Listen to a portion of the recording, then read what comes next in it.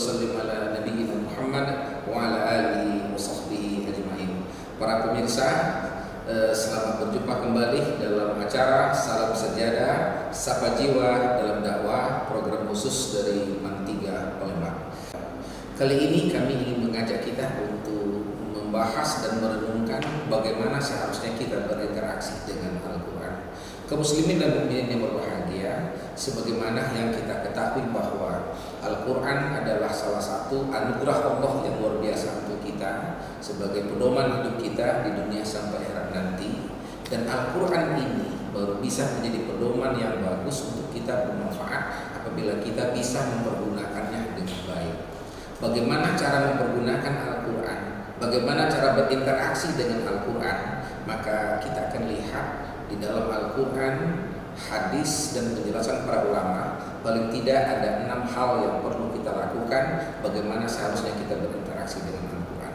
Yang pertama, kita harus percaya dan mengimani Al-Quran ini, mencintai Al-Quran sebagai wahyu Allah, sebagai firman Allah yang diturunkan oleh Allah kepada Nabi Muhammad SAW melalui perantara malaikat Jibril sebagai petunjuk bagi hidup manusia dan orang-orang yang bertakwa untuk kehidupan dunia dan akhirat.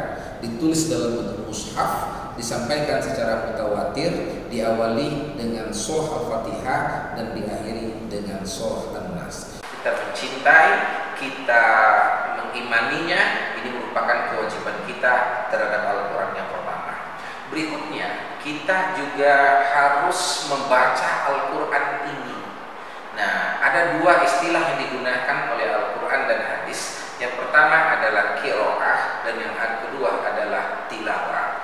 Walaupun pada rinciannya kedua istilah ini ada perbedaan, tapi secara umum maksudnya adalah kita umat Islam perlu untuk membaca Al-Quran ini, dijadikan sebagai kegiatan amal dalam kehidupan kita sehari-hari. Berikutnya, setelah kita membaca Al-Quran, maka Al-Quran ini perlu dihafal, atau istilahnya adalah tahfizul Quran. Jadi ini adalah kewajiban kita nomor 3. Kenapa perlu dihafal? Karena Al-Quran ini akan digunakan untuk penyempurnaan ibadah kita dalam beberapa ibadah yang diwajibkan oleh Allah. Contoh sederhana, ketika kita sholat, maka kita perlu membaca Al-Fatihah dan ayat-ayat yang lain yang itu akan kita gunakan dalam kehidupan, dalam melaksanakan ibadah sholat. Kaum muslimin, berikutnya adalah kita perlu memahami isi kandungan Al-Quran. Karena Al-Quran ini diturunkan dalam bahasa Arab untuk manusia Arab di zaman Rasulullah. Maka untuk memahaminya agar dia bisa bermanfaat dimanapun dan kapanpun, itu perlu dijelaskan.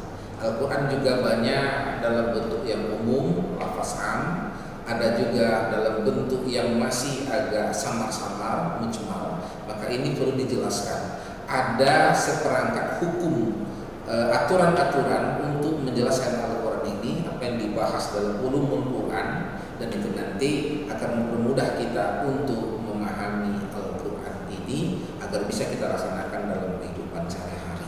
Memahami Al-Quran adalah kewajiban kita yang nomor 4, atau diistilahkan oleh ulama sebagai tafhimul Quran. Berikutnya, setelah kita memahami Al-Quran, dan ini yang terpenting nomor 5, kita wajib untuk mengamalkan Al-Quran dalam kehidupan sehari-hari. Takmilul Quran. Pesan Al-Quran itu harus kita jadikan pedoman hidup, dilaksanakan dalam kehidupan sehari-hari. Ada dalam bentuk amariyah atau perintah, laksanakan. Ada dalam bentuk nahiyah, larangan, jauhkan. Dan ada dalam bentuk khobariyah, yang ini kita ambil pelajaran, ibroh, mau'izah yang terdapat di dalamnya.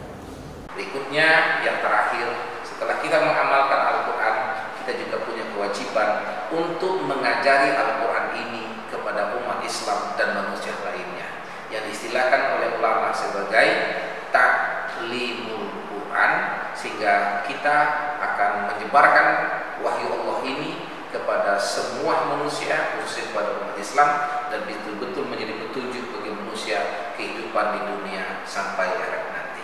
Kaum muslimin, ini paling tidak yang perlu kita lakukan dengan Al-Quran ada 6. Yang pertama, kita mencintai atau mengimani Al-Quran. Yang kedua, kita baca.